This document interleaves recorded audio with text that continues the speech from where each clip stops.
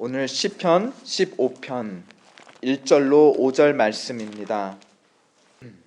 1절 여호와여 주의 장막에 유할 자 누구오며 주의 성산에 거할 자 누구오니까. 정직하게 행하며 공의를 일삼으며 그 마음에 진실을 말하며 그 혀로 참소치 아니하고 그 벗에게 행악지 아니하며 그 이웃을 회방치 아니하며 그 눈은 망령된 자를 멸시하며 여호와를 두려워하는 자를 존대하며 그 마음에 서원한 것은 해로울지라도 변치 아니하며 별리로 대금치 아니하며 뇌물을 받고 무죄한 자를 해치 아니하는 자니 이런 일을 행하는 자는 영영이 요동치 아니하리다. 아멘.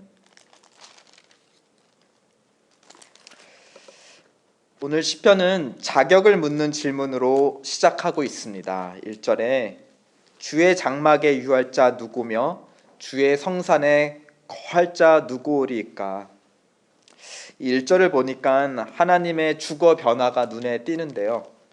처음에는 장막, 그러니까 천막, 텐트에서 지내셨다가 떠돌이 생활을 하셨다가 나중에 정착 생활을 하셔서 성산이라고 하는 한 장소에 집을 짓고 사시고 있습니다. 오늘날에 비유하면 아파트 렌트 생활로 여기저기 떠돌이 생활하다가 자기 집을 마련하셔서 정착하셨다. 굉장히 축하받을 일인 것 같습니다. 이 시편 15편은 하나님의 주거 환경이 변화하는 것으로 시작을 하는데요. 이것은 그냥 하나님만의 변화가 아니라 하나님이 함께 하신 그 백성들의 변화를 우리에게 요약해 주는 것입니다. 즉 이스라엘의 출애굽 역사를 요약해 주는 것이죠. 출애굽 후 이스라엘 백성은 광야를 지났습니다. 이때 천막 생활을 한 것이었죠. 하나님도 백성들과 함께 천막 생활을 하셨다.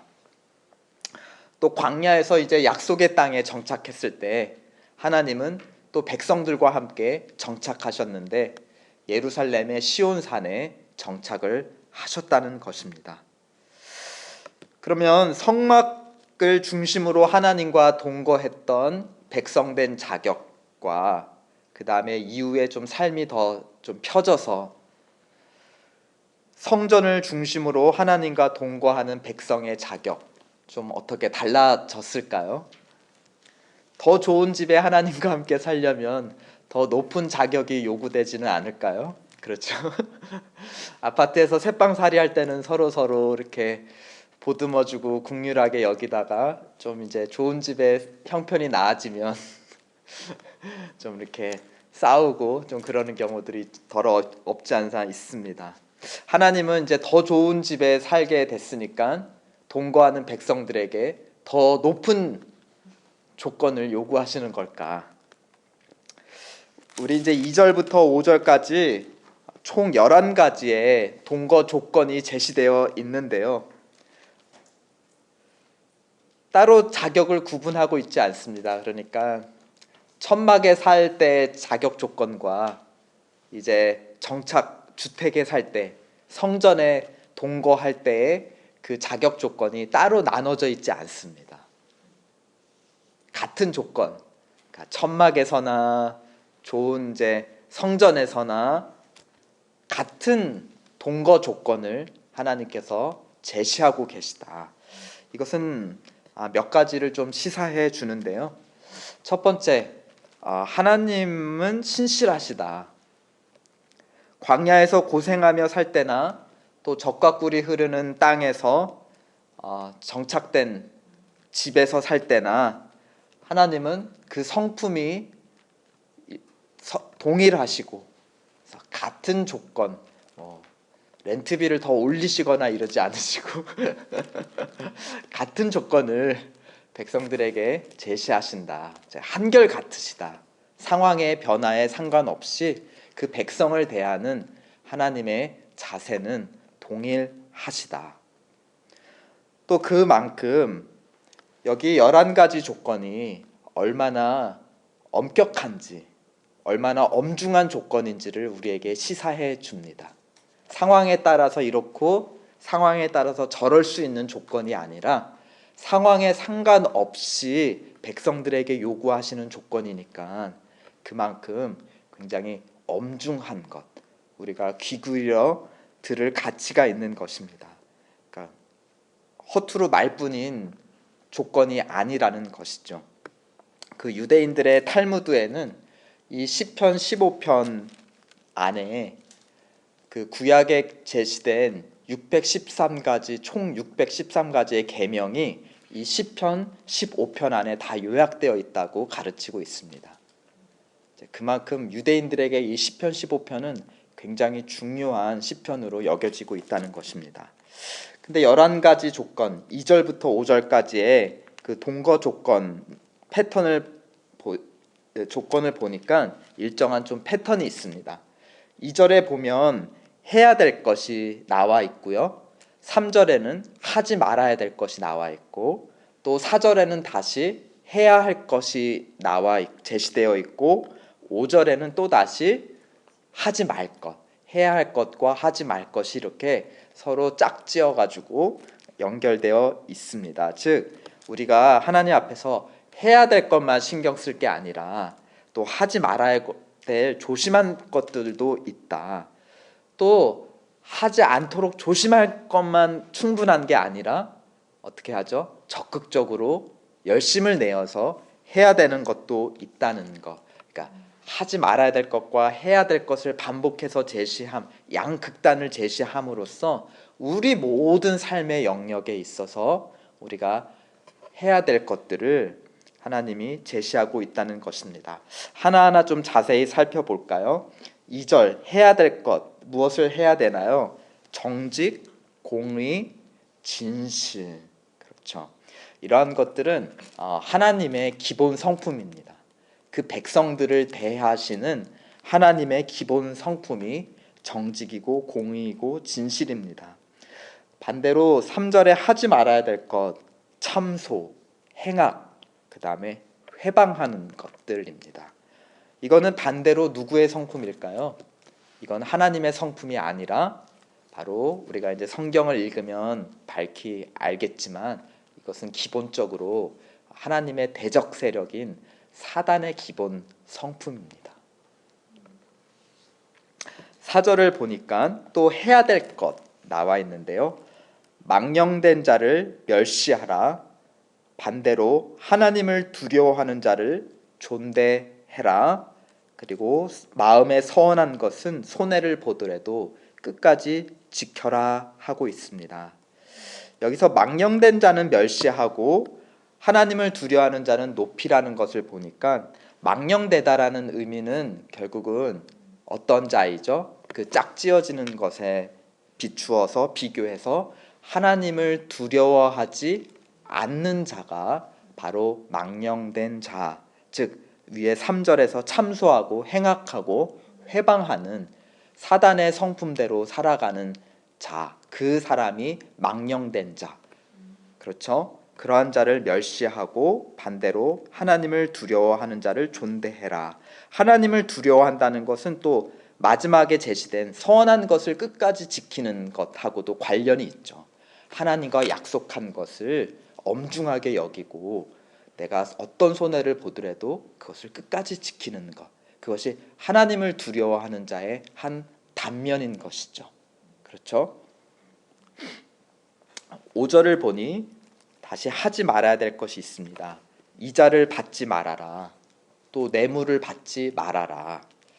얼마 전에 세이빙 어카운트에 이자율 좀 좋다고 해서 세이빙 어카운트에 디파짓 해놨는데 또 헤지 펀드 이자 좀 좋은 게 나왔다고 해서 거기에 투자했는데 사실 저는 헤지 펀드가 뭔지는 잘 모르지만 그냥 아는 체 해봅니다.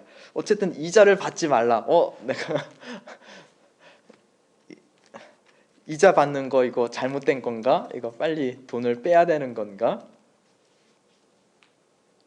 우리 눈빛이 갑자기 반짝반짝. 그런데 이 당시 구약 이스라엘 사회와 우리가 지금 살아가고 있는 이 21세기 이 미국 사회는 좀 이제 컨텍스트 상황이 좀 다르죠. 당시에 이스라엘 사람들은 다 야곱의 12지파에서 나온 이제 동족들, 친족들입니다. 친척들이에요. 그래서 하나님이 모세 율법에 형제들끼리 사이에서는 서로 노예를 삼지 말고 또 형제들끼리는 이자를 받지 말라, 그렇게 명령을 하셨던 것입니다. 게다가 이 이스라엘 사회는 하나님의 은혜로 거저받은 사람들의 공동체였어요. 은혜로 형성된 언약 공동체였습니다. 그러게 하나님이 너희에게 자유를 또 약속의 땅을 구속을 값없이 주셨으니 거저 주셨으니 거저받은 너희들이 서로에 대해서 함께 은혜를 받은 형제 자매들을 어떻게 대하라는 겁니까? 거저 주어라. 그렇죠. 하나님이 너에게 베푸신 그 은혜대로 너희도 서로에게 은혜를 베풀라라는 그런 일반적인 원리를 지금 구체적인 이자를 통해서 우리에게 알려주고 있는 것입니다. 그러니까 이 11가지 조건들, 2절부터 5절까지의 11가지 동거 조건은 하나같이 하나님이 우리를 어떻게 대하셨느냐, 정직과 공의와 진실로 대하셨고 너에게 값없이 거저 주셨다. 그러므로 그 하나님을 받은 언약 백성으로서 너희는 같은 언약 백성인 서로를 어떻게 대해야 할 것이냐, 하나님이 너희에게 대한 그 자세대로 서로를 대하라. 이것이 11가지 조건에 흐르고 있는 일반적인 원리인 것입니다. 이 고대 시대 때에는 손님을 굉장히 귀하게 여겼어요. 그래서 일단 손님이 내 집안에 들어오셨다 하면은 자기 생명을 바쳐서라도 그 손님을 보호하는 것이 주인의 마땅한 도리였고 그것이 명예였습니다. 일종의 손님과 주인 사이에 맺은 언약인 것이죠. 아브라함 조카 롯 이야기를 다 기억하실 겁니다. 그 사람이 이제 소돔에 살고 있는데 하나님이 보내신 천사들이 그 집을 이제 찾아갔지 않습니까? 그때 소돔 사람들이 롯의 집을 찾아와서 문을 두드리면서 그 사람들을 내놓으라고 막 소리치고 요구했습니다. 그때 롯이 어떻게 했는지 아세요? 좀 그 반응이 충격적이었는데요. 차라리 내 딸들을 너에게 내줄 테니 마음대로 해라. 그러나 우리 집에 찾아온 이 손님은 건드리지 마라라고 합니다. 그러니까 자기의 소중한 두 딸보다 더 귀하게 여겨서 보호해야 될 대상이 누구이냐? 그것이 바로 자기 집안에 들어온 손님이라는 것입니다. 그렇게 집주인은 아무나 자기 손님으로 들이지 않겠죠. 가치 있는 사람, 자기의 생명과 맞바꿀 수 있는 귀한 사람만을 자기 집안으로 들였을 것입니다.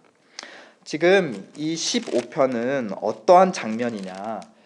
하나님의 성전이 있는 시온산, 그 아래에 이제 백성들이 살고 있다가 지금 산 위에 있는 하나님의 집을 찾아온 것이에요. 그렇죠? 그리고 주인님에게 우리를 좀 들어가서 거기에 보호받도록 우리를 좀 들여주십시오라고 지금 요청하고 있는 장면 속에 오늘 10편, 15편이 있는 것입니다. 그들이 갔더니 이제 성전 문지기가 이렇게 그들을 막았겠죠. 그러니까 이제 그 무리들이 어떻게 하면 주의 장막에 어떻게 하면 유할 수 있습니까? 주의 성산에, 주님의 성전에, 주님의 거룩한 집에 어떻게 하면 들어갈 수 있습니까? 자격 조건이 무엇입니까? 라고 이제 묻습니다. 그러자 성전 문지기 혹은 이제 제사장이 이렇게 대답을 하는 것이죠. 그대들이 산 아래에서 어떻게 하나님의 백성답게 살았는지 한번 대답해 보십시오.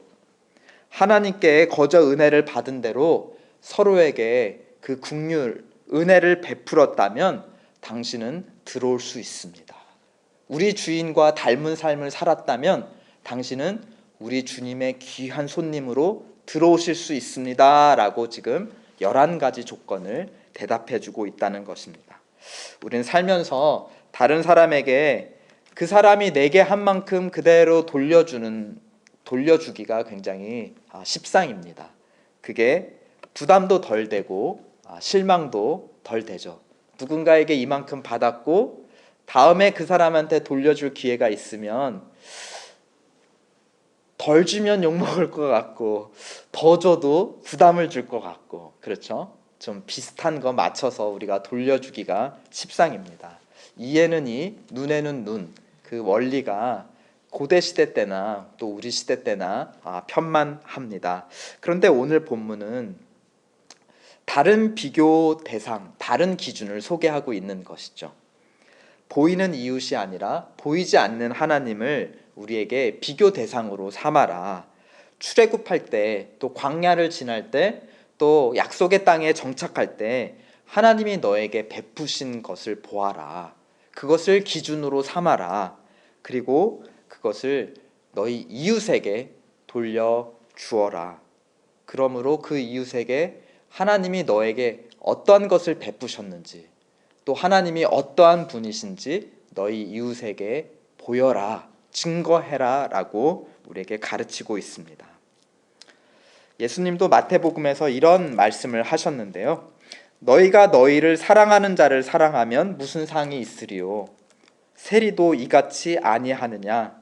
또 너희가 너희 형제에게만 무난하면 남보다 더하는 것이 무엇이냐? 이방인들도 이같이 아니하느냐?